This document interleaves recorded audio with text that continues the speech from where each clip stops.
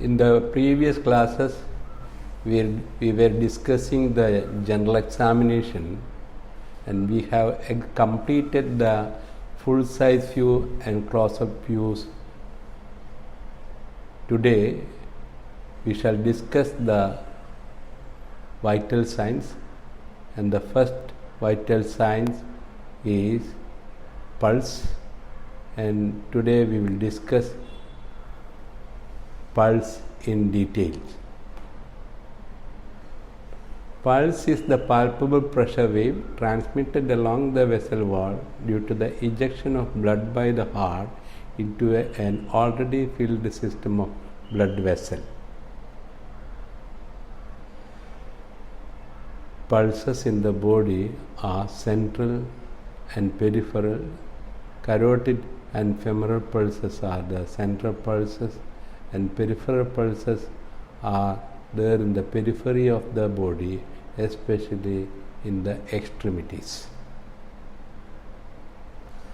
The best pulse, it is the radial pulse examination, and it should be done ideally when the patient is lying on his back and the right forearm kept in semi-prone position.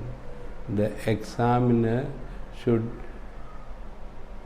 flex the right palm of the patient with his left palm, and the left 3 fingers should be kept just outer to the flexor carpi radialis tendon as shown there in the picture.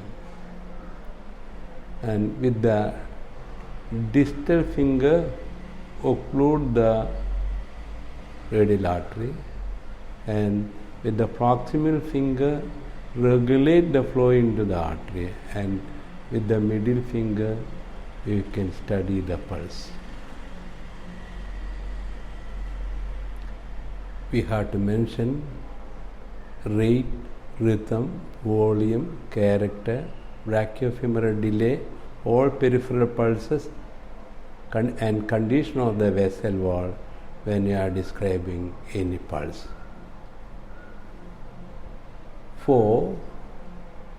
To generate a pulse, there should be a preceding electrical activity in the heart, and when the pacemaker is in the SA node, the pulse rate will be usually 60 to 100 per minute.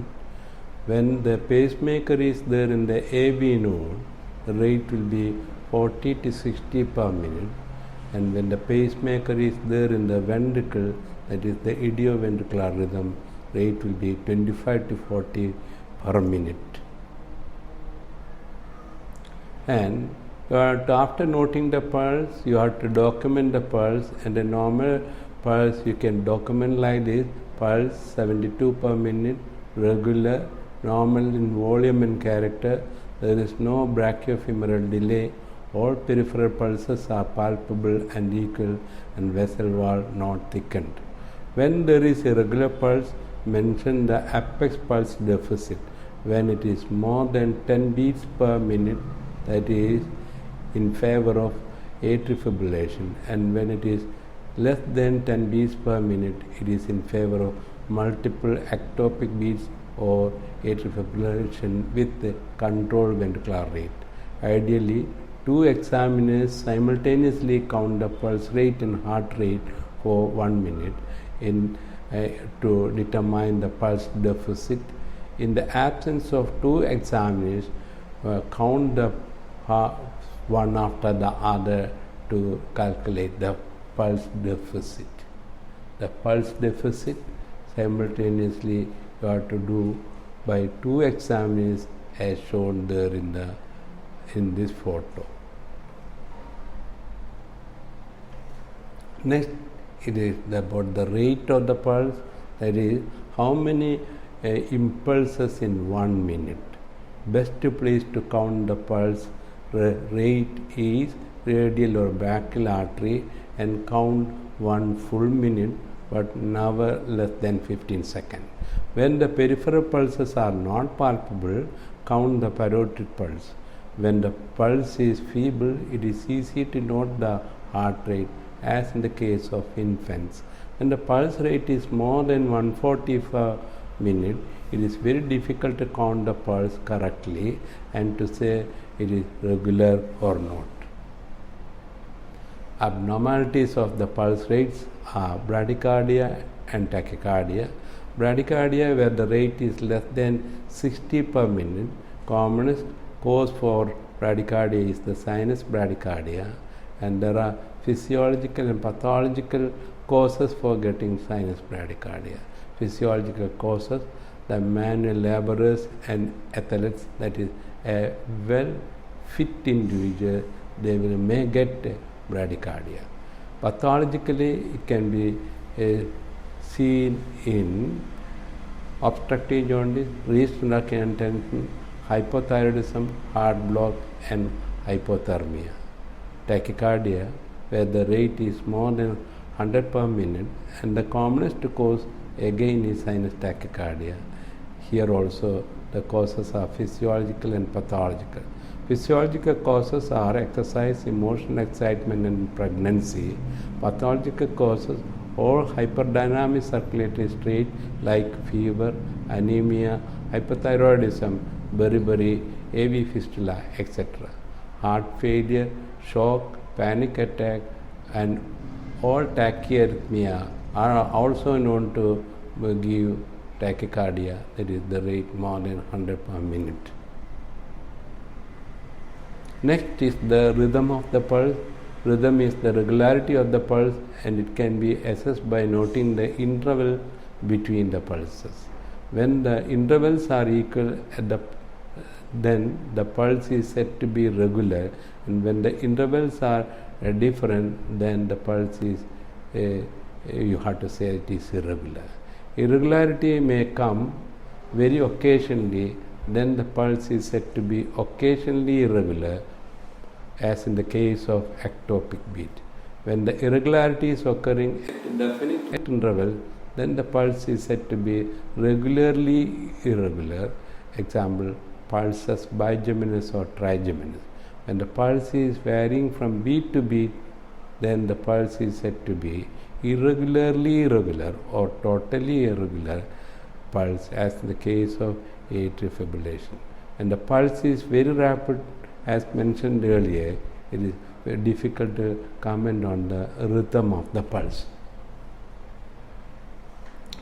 In this picture, there is coupling of normal and a weak pulse, and if the sequence is following like that, this is known as pulses bigeminous.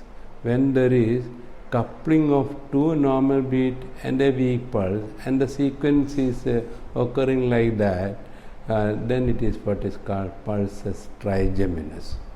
Pulses bigeminous, commonest condition, it is the digoxin toxicity. The rhythm indicates the electrical activity of the heart, and abnormal electrical activity of is known as cardiac arrhythmia. It can be regular, irregular, or it can be tachy or bradyarrhythmia. The bedside method to detect the electrical activity of the heart is by watching the pulse, heart sound, and JVP. But the confirmation of arrhythmia we have to do by getting an ECG, that too with the rhythm strip. The commonest cause of irregular pulse is sinus arrhythmia, and it is physiological and common in children and adolescents. The respiratory variation of the pulse is the sinus arrhythmia. The pulse becomes faster and feeble during inspiration and stronger and slower during expiration.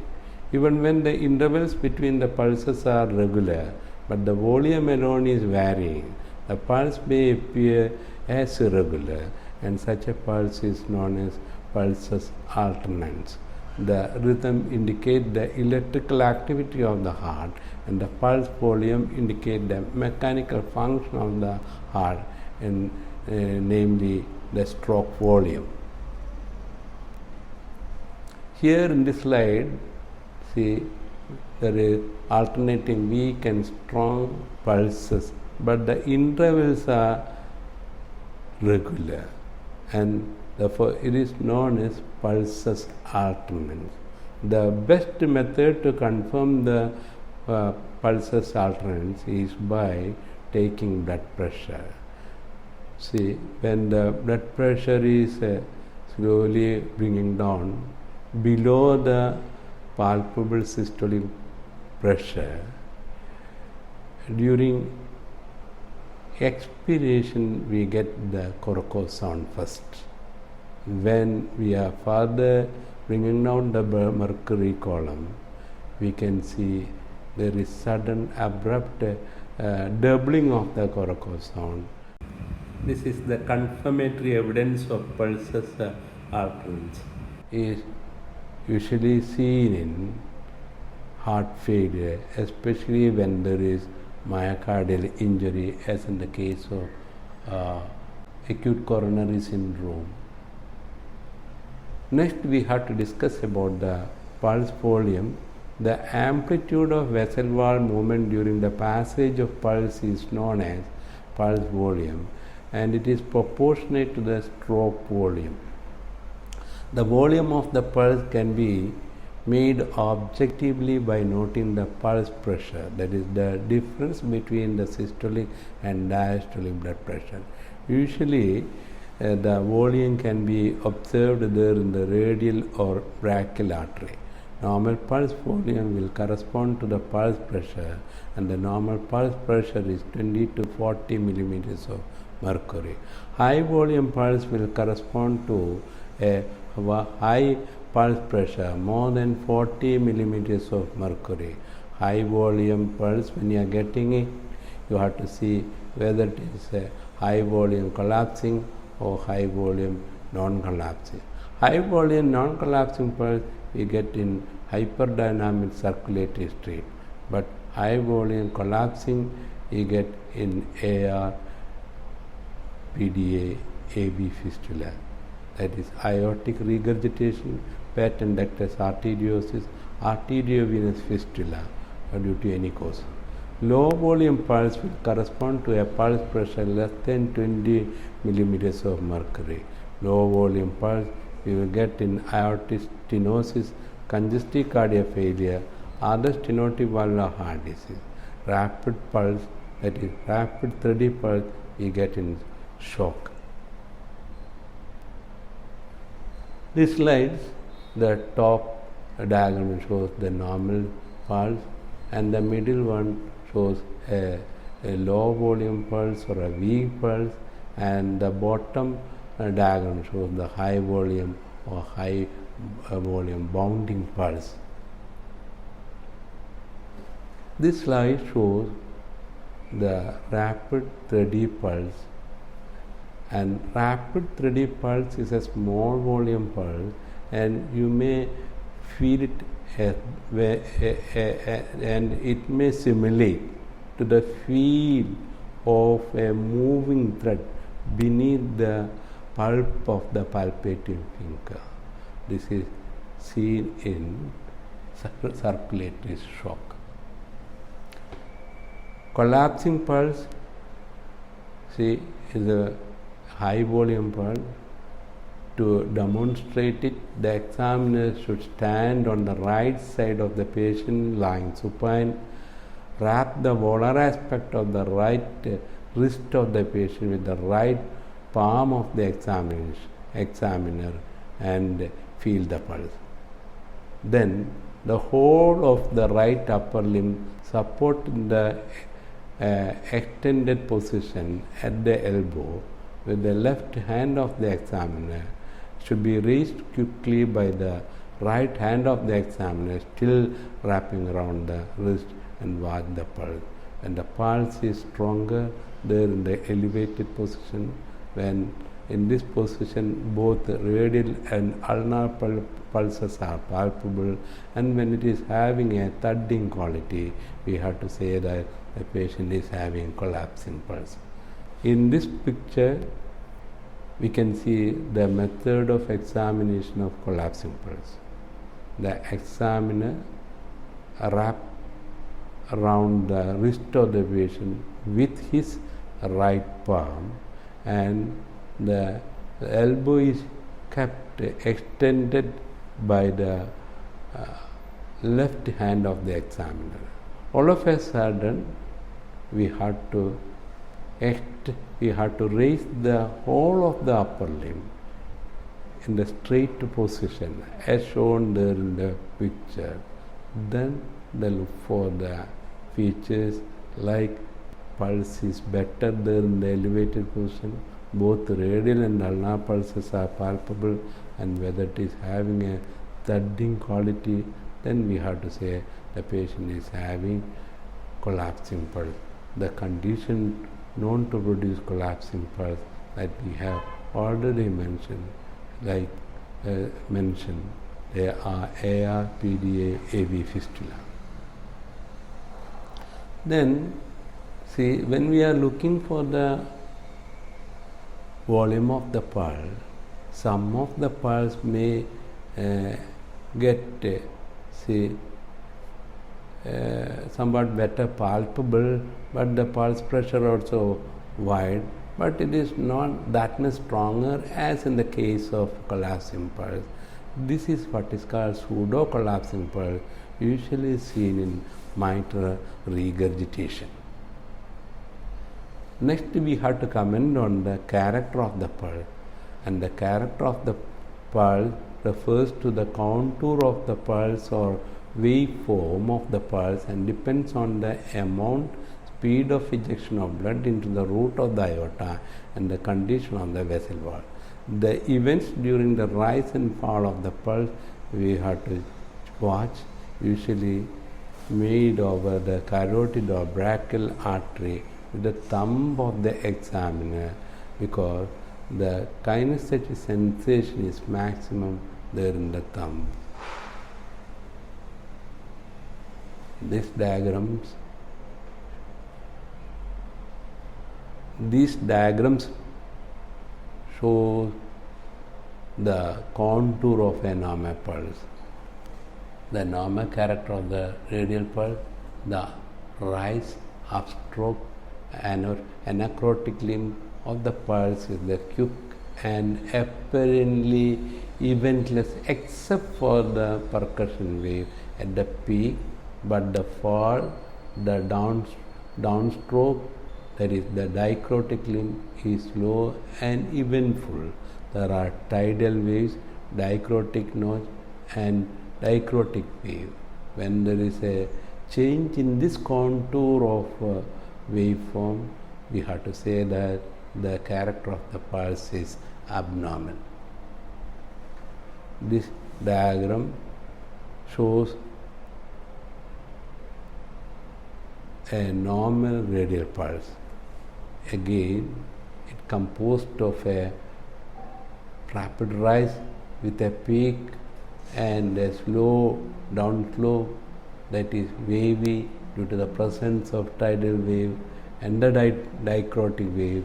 In between we get that dicrotic notch, and from the onset to the dicrotic notch, that is that duration is usually the duration of the systole, and it is not depicted as E because it indicates the ejection of blood.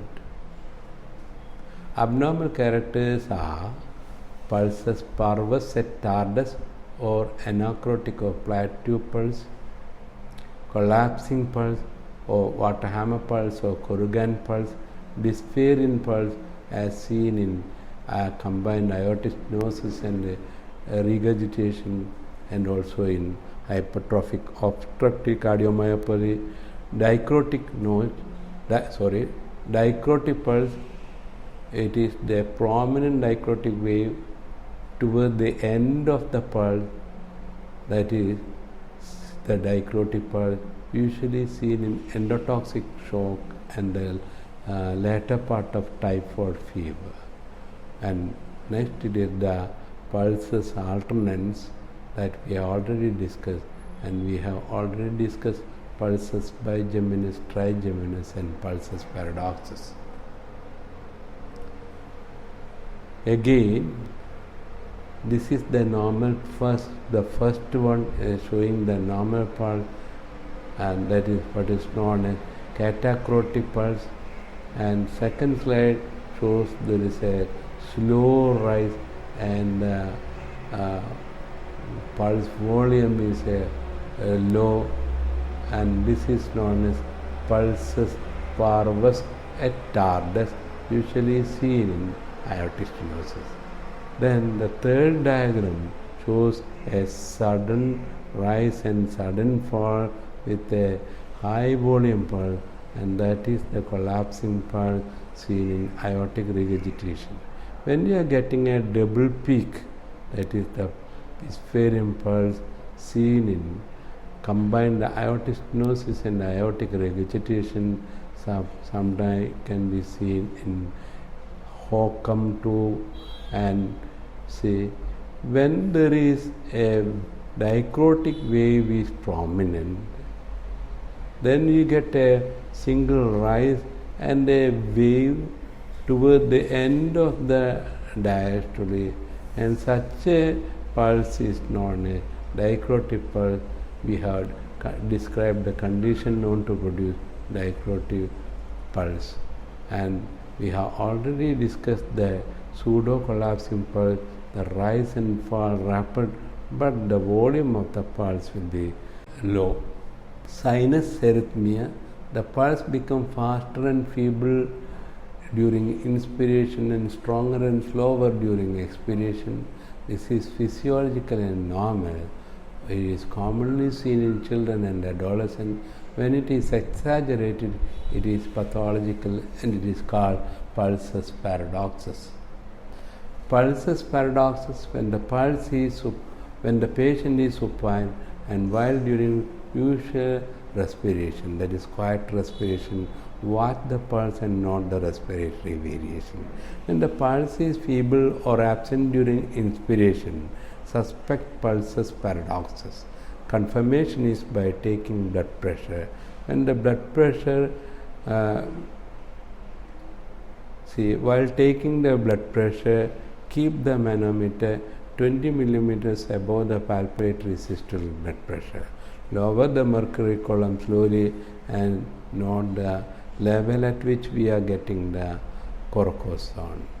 And this coracoid sound is commonly seen during expiration and not the level.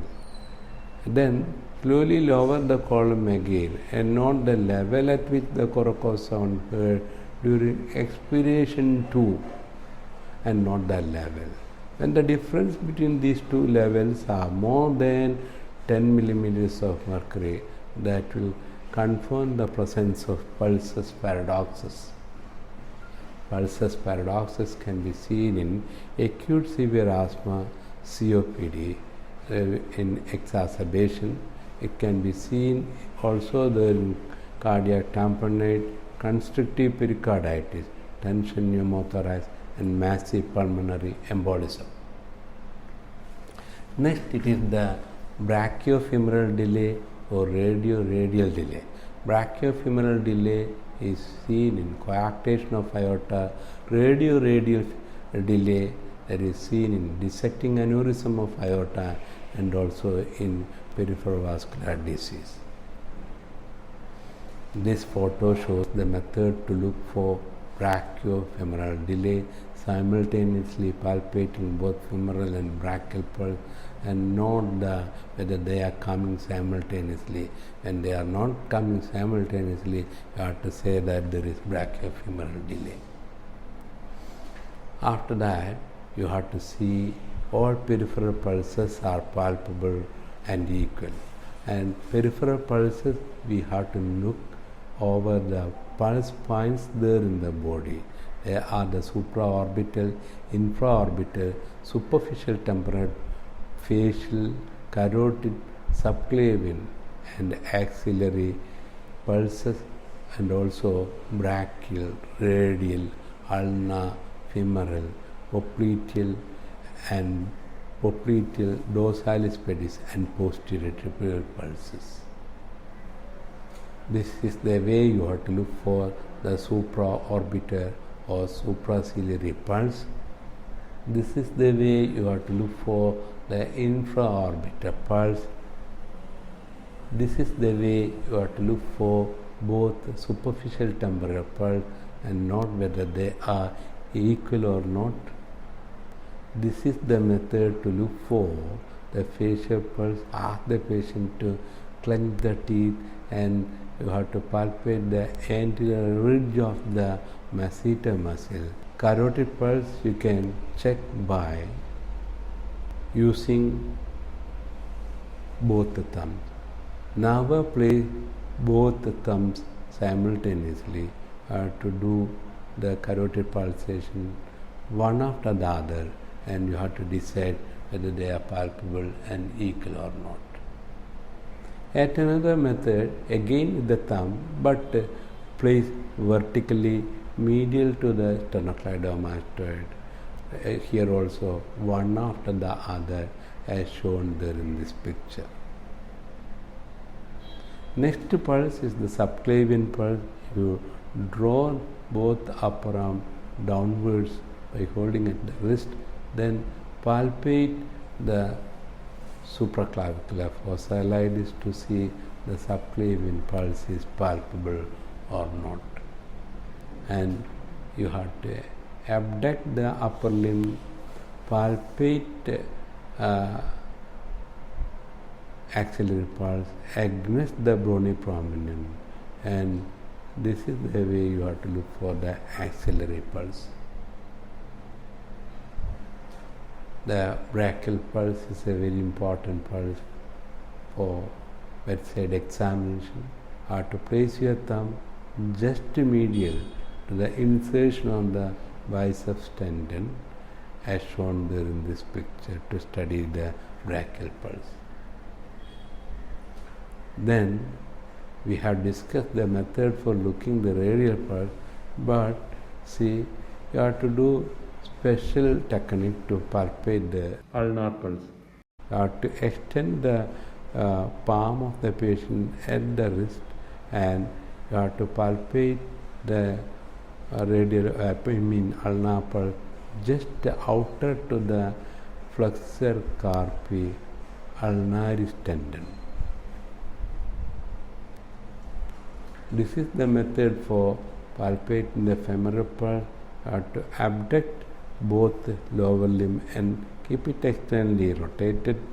You have to press that mid-inguinal point with both thumbs simultaneously and check whether the femoral pulses are palpable and equal. This is the method to look for the dorsalis pedis pulse. Dorsalis pedis pulse you have to palpate there in the proximal part of the first interosseous space, just lateral to the flexor extensor hallucis tendon. This is the way you have to check that posterior tibial pulse. Look around the median malleoli and look for the pulse whether they are palpable or equal. Lastly, the method to look for the popliteal pulse. When the patient is there in the supine position, keep the lower limb there in the semi-flexed position, support the lower limb at the elbow with the both hands of the examiner, and have to press with the tip of the fingers there in the popliteal fossa, slowly release, then you get the popliteal pulse. After testing one side, you have to repeat on the opposite side whether they are equal or not. Now we have to check whether the vessel wall is thickened or not. Vessel wall is usually not palpable. When it is palpable, you have to say that the vessel wall is thickened and is abnormal. Usually a palpable radial pulse we get in monkey bars aortic sclerosis. Sometimes it may be palpable in atherosclerosis too. this is the method for looking for thickening of the radial artery. You have to palpate the radial pulse, next you have to palpate the brachial pulse, then you occlude the brachial pulse, then we will not get the radial pulse further. Then with the finger at the wrist, you roll the radial artery, and if it is palpable, then you have to say that radial artery is thickened. When it is not palpable, you have to say that it is not thickened. And this is the description of the pulse briefly, and the rest of the vitals we will discuss in the next class. Thank you for patient listening.